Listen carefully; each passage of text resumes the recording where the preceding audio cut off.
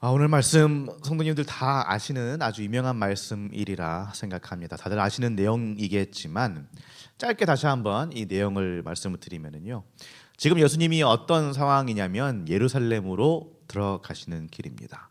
제자들을 다 불러 모으시고 사람들을 보내면서 지금 하나님의 나라가 임박했다라는 이야기를 전해라라고 선포하시고 나서 지금 이제 갈릴리에서 예루살렘으로 내려가시는 길인데, 그러다가 내려오면서 사마리아와 갈릴리 사이에 있는 어느 길가에서 한 마을에 들르셨는데, 그 마을 안에 들어가니까 누가 있느냐? 나병 환자. 그러니까 요즘 옛날 말로 하면은 이제 문둥병이죠. 문둥병 환자 10명이 무리를 지어서 서 있는 겁니다. 아마 예수님을 기다리고 있었겠죠. 예수님을 보자마자 이제 소리를 치는 거예요. 예수님, 선생님, 우리 좀 불쌍히 여겨주십시오. 그냥 지나가지 말고 우리 좀 불쌍히 여겨주시고 우리를 좀 고쳐주세요. 이렇게 소리를 지르는 겁니다. 근데 예수님은 그걸 보시고 뭐 특별한 말을 하시는 게 아니에요. 그래, 너희가 이제 고쳐주겠다, 내가 고쳐줄게, 뭐 이렇게 하시는 것도 아니고 그냥 바로 하시는 말씀이 뭐죠? 제사장들한테 가서 너희의 몸을 보여라, 그렇게 말씀하시고, 그리고 이 사람들 어떻게 되죠? 바로 그냥 병 고침을 받습니다. 9명은요 길 가다가 이제 제사장한테 가다가 본인이 나은 것을 보고서는 예수님 말씀하신 대로 계속해서 제사장들한테 간 것 같습니다. 그런데 한 명은요 제사장한테 가지 않고 예수님한테 돌아옵니다. 돌아오고 예수님 앞에서 발 앞에 엎드리고 감사하죠.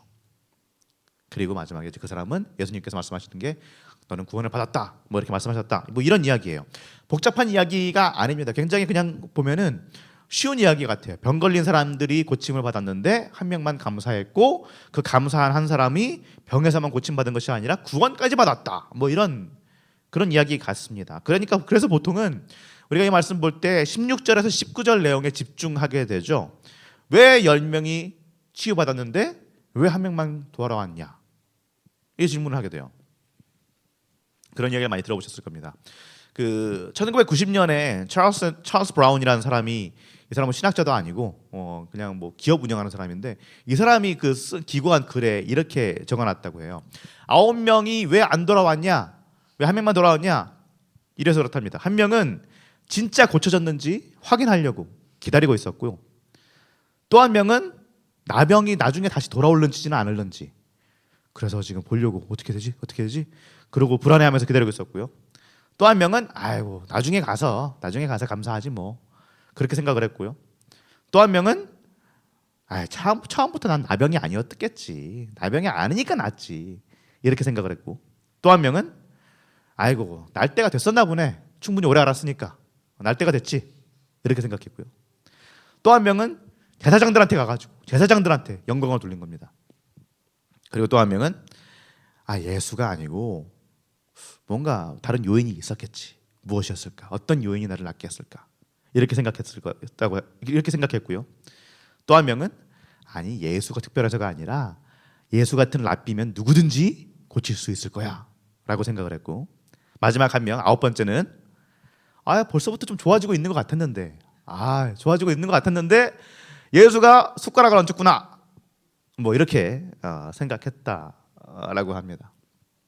어떻습니까, 성도님들? 이 찰스 브라운이 말하는 이 9명의 사람들의 이유가 꼭 내가 되는 이유 같지 않습니까?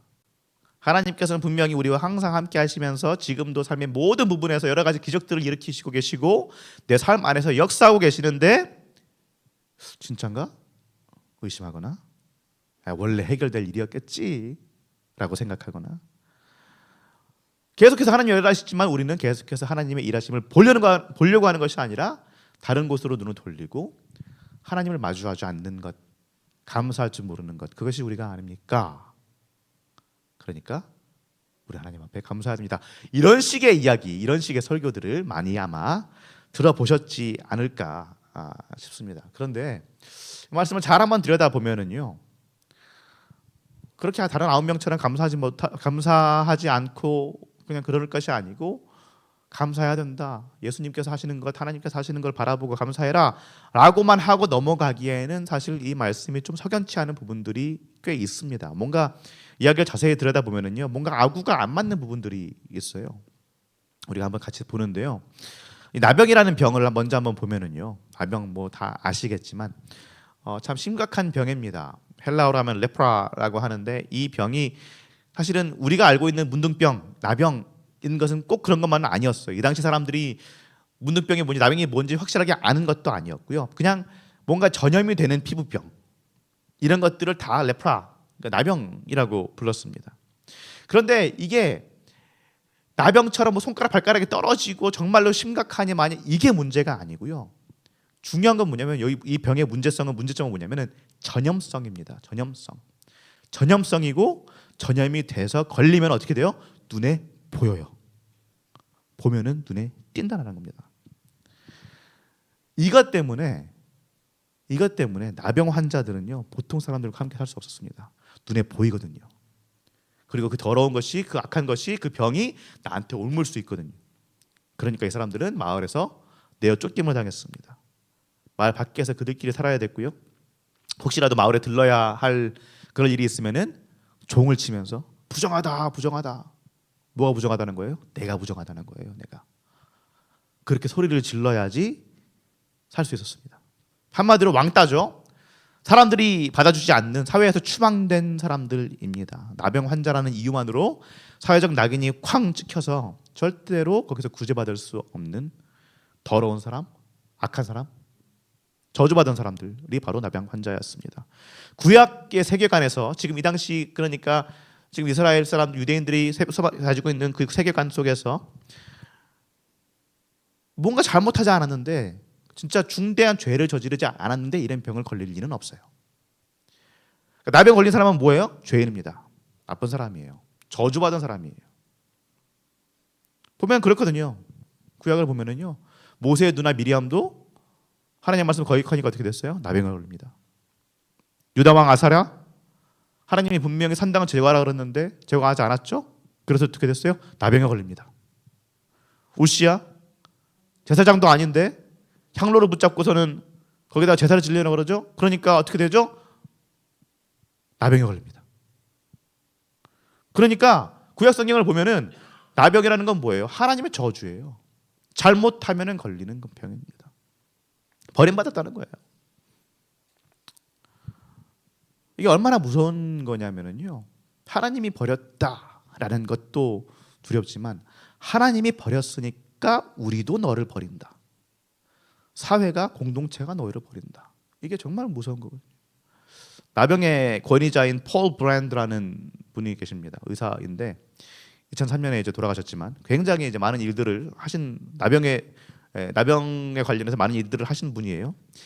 인도에 있는 나병 환자들을 오랫동안 돌보고 뭐 외과 그 수술도 개발하시고 뭐 그렇게 여러 가지를 하면서 나병이라는 것을 그렇게 두려워할 필요가 없다라고 설파했다고 합니다. 나병이라는 것이 초기, 중기 어느 단계까지만 이게 전염이 되지 어느 시점이 지나가면 전파가 안 된다라고 딱딱딱 이렇게 권위 있게 이야기를 하신 분이라고 해요. 그런데 어느 날 이분이 뭐 학회를 참석을 했는지 어쨌든 먼 길을 갔다가 기차를 오랜 시간 동안 타고 런던에 도착해서 죄송합니다. 런던에 있는 숙소로 돌아와 가지고요. 이제 다 자려고 신발을 벗었다고 합니다. 근데 뭔가 뒤꿈치가 이상한 거예요. 앉아보니까 느낌이 없어요. 순간 헉 하는 느낌이 나는 겁니다.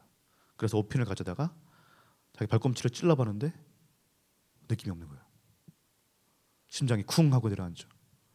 깊게 찔러봅니다. 피가 나와요. 그런데 아무 느낌이 없어요. 잠을 못 잤다고 하죠. 거의 뭐 완전 이제 혼비백산이 돼가지고 내가 이제 끝이구나. 내가 그렇게 나병이 전염이 잘 안 된다고 했는데 내가 전염이 됐구나. 내가 이제 끝장이구나. 나는 이제 사회에서 완전히 격리될 것이고 내가 사랑하는 이들의 얼굴 다시는 못 보겠구나. 절망했다고 합니다.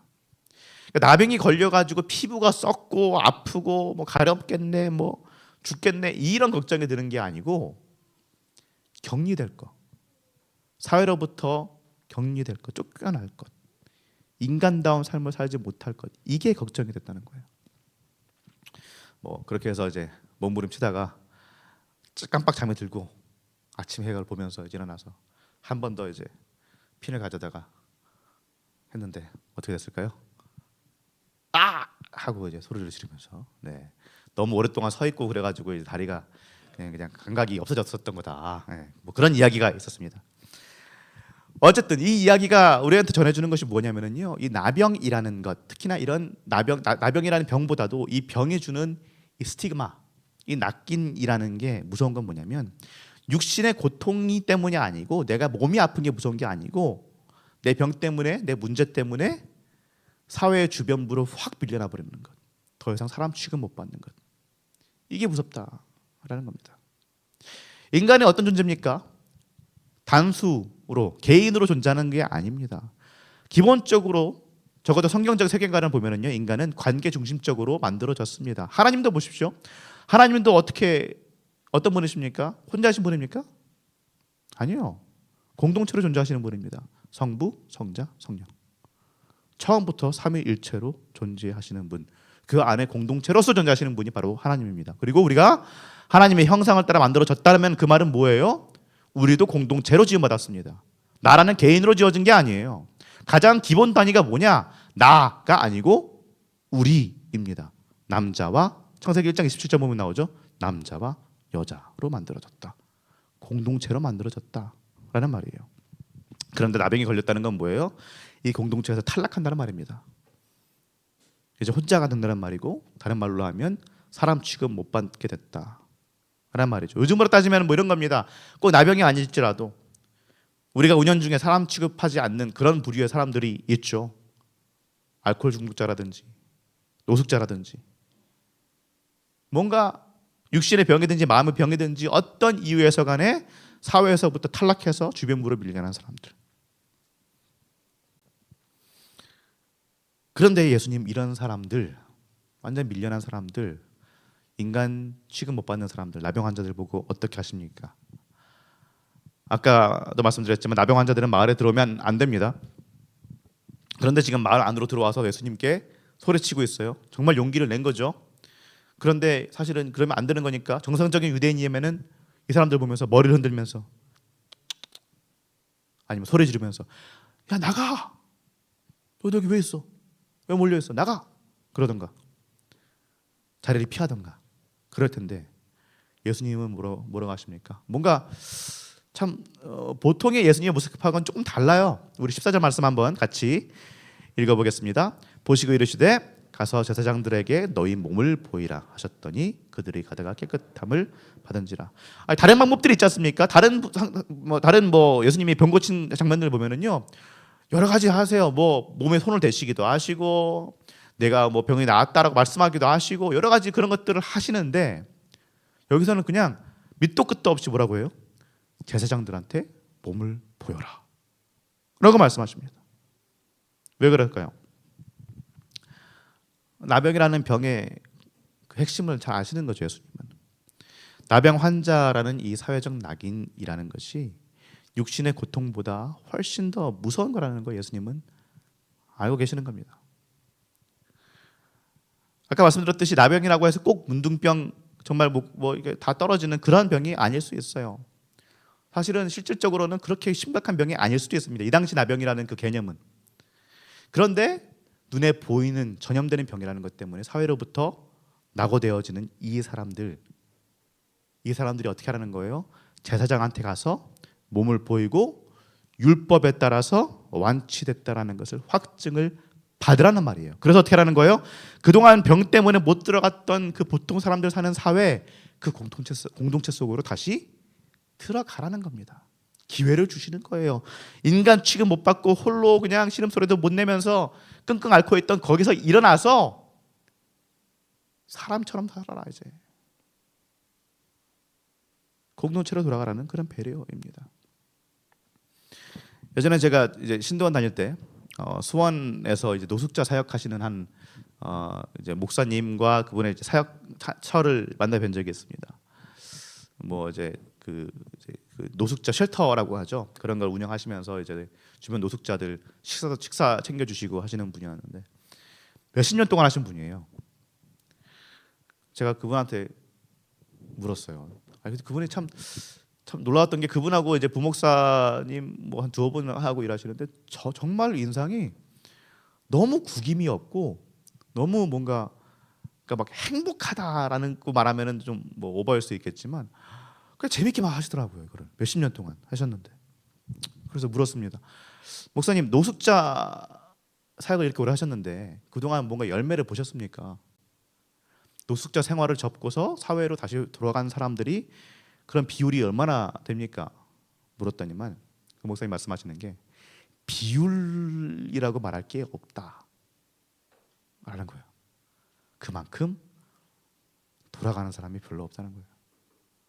노숙자 생활 쉘터에서 계속 있는 사람들은 그냥 계속 노숙자 쉘터에 보통 있는다 라고 말씀하시더라고요. 한번 노숙자 생활을 시작하면 그 생활에서 벗어나는 것이 정말 힘들다는 거예요. 그런데 그나마 돌아간 사람들은 어떤 사람들이냐? 돌아갈 곳이 있는 곳.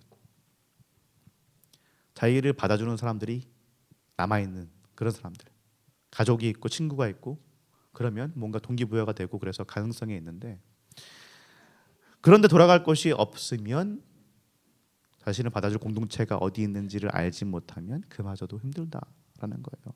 나라에서 운영하는 재활 프로그램들이 있습니다. 그래서 그런 거 막 하고 하지만, 그래서 돌아가는 것 같지만 나중에는 제풀에 지쳐서 다시 쉘터로 돌아오는 경우들이 많다는 거예요. 사랑하는 성도님들, 왜 한 명만 돌아왔을까요? 분명히 제사장한테 가서 몸을 보이라고 한 사람이 예수님이에요. 예수님이 그렇게 하라고 했어요. 그런데 9명은 예수님 하라고 한 대로 했는데 한 명은 제사장한테 안 가고 돌아왔습니다. 예수님한테. 왜 그럴까요? 우리 16절 말씀 함께 읽어보겠습니다. 예수의 발 아래 사마리아 사람이라. 왜 굳이 이 말을 했을까요? 그 말은 나머지 9명은 누구라는 말입니까? 유대인이란 말입니다. 9명이 유대인이었고요, 1명 있는 사마리아 사람이에요. 그리고 성경에서 지금 이 시대에서 사마리아 사람은 어떤 사람들입니까? 사람 취급 못 받는 사람들입니다. 유대인들한테서 사람 취급 못 받는 사람들이에요. 이 유대인들은 어떻게 한 거예요? 예수님 명하신 대로, 그리고 율법에 적혀 있는 대로 자신들의 완전 회복을 위해서 제사장들한테 갔습니다. 얼마나 기뻤을까요? 내가 이제 돌아갈 수 있어. 내가 이제 사회 구성원이 될 수 있어. 내가 이제 유대인이야. 하나님한테 버림받은 자들이 아니고 저주받은 자들이 아니고 나는 이제 사람이야. 뛰어갔을 겁니다. 모세율법에 정한 대로 제사를 지내고 뭐 예루살렘 성전에 갔을 수도 있죠. 그런데 이 사마리아 사람은 어디로 갑니까? 예루살렘 성전 못 갑니다. 왜? 유대인인데 유대에 있는 예루살렘에 있는 성전에 사마리아 사람이 간다고요? 말도 안 되죠. 그런데 사마리아 사람이잖아요. 그러니까 예수님 계신 곳이 지금 사마리아 땅 근처니까 어디 근처 마을로 가서 거기서 뭘 할 법도 한데, 나 치유받았다, 나 괜찮다라고 할 만도 한데 그냥 왔어요. 그냥 예수님한테 온 겁니다. 그분 앞에 붙들이고 영광을 돌립니다. 왜요? 갈 곳이 없으니까요. 갈 곳이 없어요. 돌아갈 곳이 없어요. 요한복음 4장에 나오는 수가성 여인 기억하십니까? 요한복음 4장을 보면은 참 죄 가운데 있는 것인지 뭔지 정확하게 우리가 뭐 딱 이거다라고 말할 수는 없지만, 어쨌든 남자들한테 버림받고 사람들한테서 버림받고 혼자서 땡볕 속에서 물 길러 나온 사람 취급 못 받는 또 한 명의 여자가 나오죠. 사마리아 여인이 나옵니다. 그 여인을 예수님이 만나주시고 이야기하시고 정말 놀라운 이야기들 하시다 보니까 이 여자의 대답이 이렇습니다. 요한복음 4장 17절 18절 말씀 함께 읽어보겠습니다. 요한복음 4장 17절 18절 말씀입니다. 네, 지금 제가 읽어보겠습니다. 여자가 대답하여 이르되 나는 남편이 없나이다. 예수께서 이르시되 내가 남편이 없다 하는 말이 옳도다. 너에게 남편 5이 있었고 지금 있는 자도 내 남편이 아니니 내 말이 참되도다 라고 말하십니다. 지금 이 여인은 뭐예요? 남편이 없어요. 같이 살고 있는 남자는 있지만 남편이 아닙니다. 있을 곳이 없는 사람이에요. 그런데 이 사람한테 이 사람이 지금 예수님 앞으로 나오고 그리고 나서 묻는 말이 뭐냐면은 예배 자리에 대해서 묻습니다. 어디서 예배합니까? 라고 물어요. 그러니까 예수님 하시는 말씀이 뭐예요? 다른 어떤 것이 아니고 영과 진리로 예배할 자리가 그때가 온대. 그때가 바로 지금이다. 수가성 여인도 갈 곳이 없는 여인이었습니다. 어디로 갈지 몰랐어요. 그런데 이 여인이 어디로 결국에 찾은 것은 그 예배처는 어디예요? 정말로 영광을 돌릴 것이 어딜 찾을 것이 어디입니까? 바로 예수 그리스도 앞입니다. 다른 거 어떤 것이 아니라 예수 그리스도 앞이었어요. 사마리아 여인은 이렇게 예수님을 찾았죠. 지금 이 사마리아, 오늘 말씀에 나온 사마리아인도 마찬가지입니다. 갈 곳이 없었어요. 정말 고침을 받았는데 너무나 기쁘고 사람들한테 자랑하고 싶지만 그럴 곳이 아마 없었을 것입니다. 그런데 그래서 어디로 왔습니까? 다시 예수 앞으로 왔어요. 그리고 그분 앞에 엎드려 경배했습니다. 다른 이들은 성전으로 갔겠지만, 다른 이들은 제사장 앞에 보이면서 나 괜찮아졌다, 나 나아졌다라고 했겠지만, 갈 곳 없는 이 사마리아 사람은 예수 그리스도 앞에 나왔습니다. 그리고 그랬기 때문에 정말 참 구원자 되시는 예수님을 찾은 겁니다. 우리 18절 말씀 함께 읽어보겠습니다. 오늘 말씀 18절 말씀. 이 이방인 외에는 하나님께 영광을 돌리러 돌아온 자가 없느냐 하시고, 아까 말했지만 예수님이 보내셨어요. 예수님이 제사장들한테 가라고 말씀하셨습니다. 그런데 예수님이 이렇게 말씀하시는 건 뭐예요? 그 당시 유대인 사람들한테는 제사장들 앞에 성전이 하나님께 영광을 돌릴 곳인데, 아니, 나한테 와라. 나한테 와라. 내가 예배처다. 내가 하나님을 만나는 장소다. 그렇게 말씀하시는 겁니다. 그리고 그랬기 때문에 우리 19절 말씀 다 같이 한번 읽어보겠습니다. 그에게 이르시되 일어나 가라. 내 믿음이 너를 구원하였느니라 하시더라. 아멘. 이 방에는 이 사마리아인은 갈 곳이 없어서 예수님 앞에 나왔을지 모릅니다. 그냥 치유받고서 너무 좋아가지고 기뻐가지고, 그런데 또 이 기쁨을 쉐어링할 수 있는 사람도 없고, 그러니까 예수님 앞에 나와서 그분 앞에 끌어엎드는 걸 수도 있어요.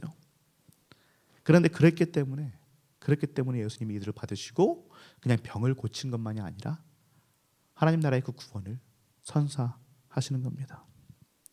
사랑하는 성도님들, 일주일 동안 많은 일들이 있으셨으리라 믿습니다. 일주일 동안 좋은 일도 있으셨겠지만 아프고 힘들고 지친 일들도 있으셨을 것입니다. 그 모든 것들을 누가 이야기를 나누면서 내어놓고 서로 이야기를 도란도란 나누면서 풀고 그러면 얼마나 좋겠습니까만, 꼭 그럴 수 없는 부분들도 있었을 것입니다. 그리고 그렇기 때문에 이 자리에 나오신 분들도 아마 있으시리라 생각합니다. 하나님께서 기뻐하시는 줄로 믿습니다.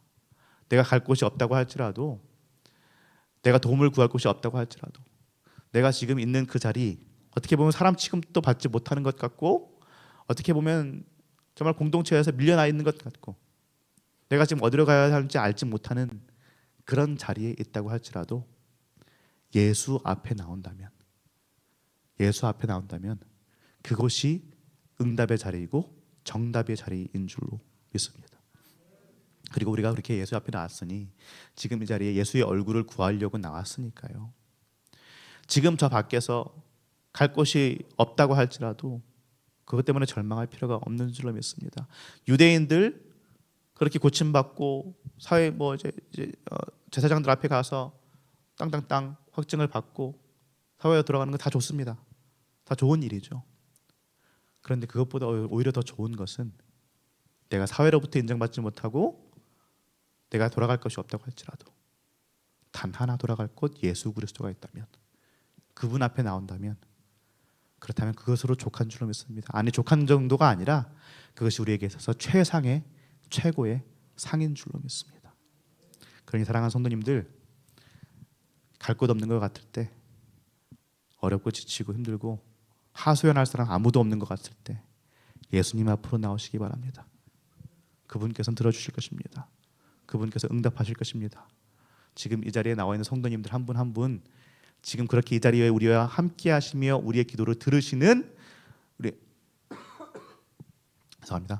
모든 간구로 들으시는 그 예수 그리스도 앞에서 그분의 음성을 들으실 수 있기를 예수님의 이름으로 축원합니다. 그래서 그분께서 값없이 주시는 그분의 생명으로 주시는 그 구원의 역사를 받아 누리시는 우리 모든 성도님들 되시기를 예수님의 이름으로 축원합니다.